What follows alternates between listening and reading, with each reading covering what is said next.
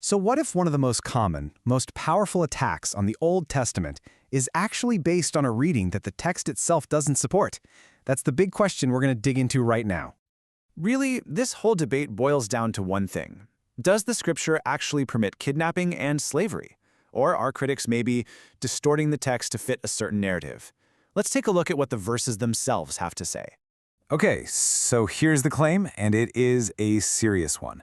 The accusation is that the Old Testament basically gave Israelites a free pass to kidnap people, and that any laws that seemed to forbid it were just for show. They only protected fellow Israelites, leaving everybody else completely vulnerable. To really put that claim to the test, we've got to start with the most direct piece of evidence in the entire text. It's right there in the book of Exodus, and, well, it carries the most severe penalty you could possibly get under the law. The language here is pretty crystal clear. This isn't just a fine or a slap on the wrist. The law treats kidnapping as a capital offense. I mean, it puts it on the exact same level of seriousness as murder. Stealing a person was seen as the ultimate violation. Now, this is where the precise wording becomes so important. Some people argue this law only protected other Israelites, but the verse itself doesn't say that. It uses the very broad, very universal term someone. And what's really telling is that a different law over in Deuteronomy does specify a fellow Israelite.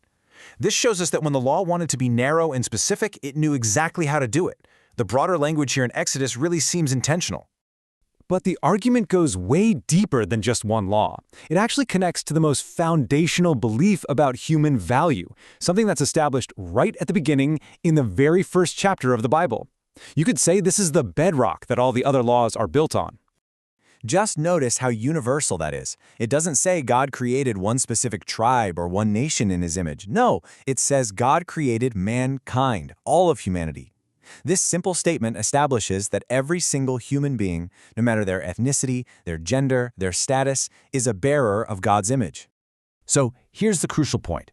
This core belief, known as the imago Dei, creates this massive theological contradiction with any claim that God would just casually approve of treating any group of people like they were property. To kidnap a person, from this perspective, is to literally deface the very image of God. All right, so now we have to tackle the most challenging passage, the one critics often point to as their smoking gun. We're talking about Deuteronomy chapter 21. The very first thing you have to understand here is the context. This is not a law about some guy going out on a random Tuesday to abduct a woman. No, this law is specifically regulating the absolutely brutal reality of ancient warfare. It's about what happens to a female captive taken in the direct aftermath of a battle. So look at what the law actually does. Instead of granting permission, it puts a whole series of really significant restrictions on the soldier.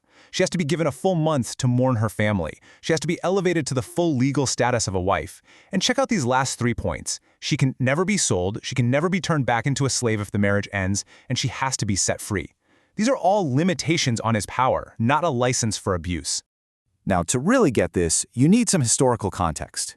The law codes from that time, from Assyria, Babylon, the Hittites, they offered female war captives zero protection. None. They were simply spoils of war. They could be used, sold, or just discarded however the victor wanted.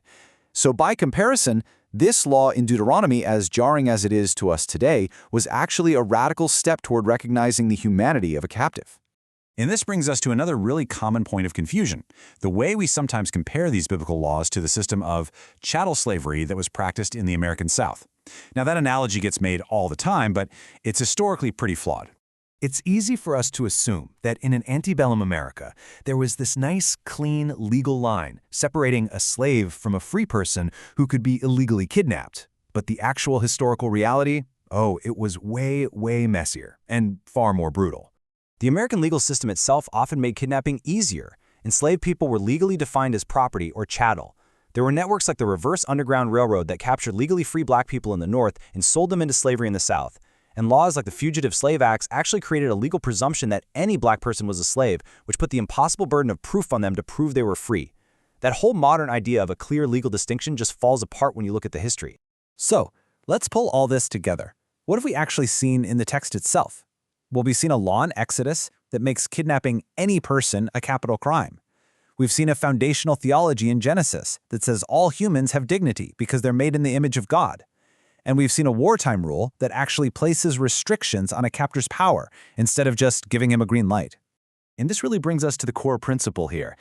The biggest takeaway, whether you're a critic or a defender, has to be the absolute necessity of careful, honest reading. Our starting point has to be what the text actually says in its own historical and theological world. And so that just leaves us with the final question to think about.